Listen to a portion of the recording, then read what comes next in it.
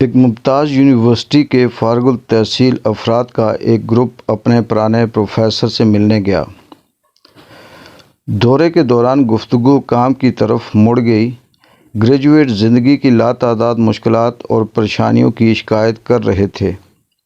اپنے مہمانوں کو کافی پیش کر کے بعد میں پروفیسر باورچی خانے گیا اور ایک کافی کا برتن اور ایک ٹرے لے کر واپس آیا، جو بہت ہی مختلف قسم کے کپ سے بھرا ہوا تھا۔ چینی، مٹی کے برتن، شیشے کے، پلاسٹک اور کرسٹل۔ کچھ کپ سادہ تھے، کچھ مہنگے تھے۔ جب گریجویٹس نے کپ نکالے تو پروفیسر نے کہا، غور کریں، تمام خوبصورت کپ آپ نے اٹھائے اور سادہ اور سستے رہ گئے، اور اگرچہ یہ آپ کے لیے عام لگتا ہے، اپنے لیے صرف بہترین چیزوں کی خواہش آپ کے مسائل اور تناؤ کا باعث ہے۔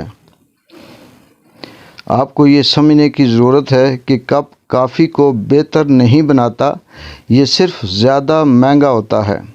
یہ چائے کو جگہ دیتا ہے، اس کو چھپاتا ہے۔ دراصل آپ جو چاہتے تھے وہ کافی تھی، کپ نہیں، لیکن آپ نے شعوری طور پر بہترین کپ کا انتخاب کیا اور پھر یہ دیکھنے کے لیے دیکھا کہ دوسرے کون سے کپ چنتے ہیں۔ زندگی کافی ہے، آپ کی نوکری، پیشہ، عہدہ، معاشرہ وہ پیالہ ہے، وہ صرف زندگی کو برقرار رکھنے کے آلات ہیں۔ کپ کی قسم زندگی کے معیار کا تعین نہیں کرتی۔ کبھی کبھی صرف کپ پر توجہ مرکوز کرنے سے ہم کافی کے ذائقے سے لطف اندوز نہیں ہو سکتے۔ خوش نصیب لوگ وہ نہیں ہوتے جن کے پاس بہترین چیزیں ہیں، بلکہ وہ لوگ جو زندگی سے لطف اندوز ہوتے ہیں اور اپنے پاس موجود چیزوں سے زیادہ فائدہ اٹھاتے ہیں۔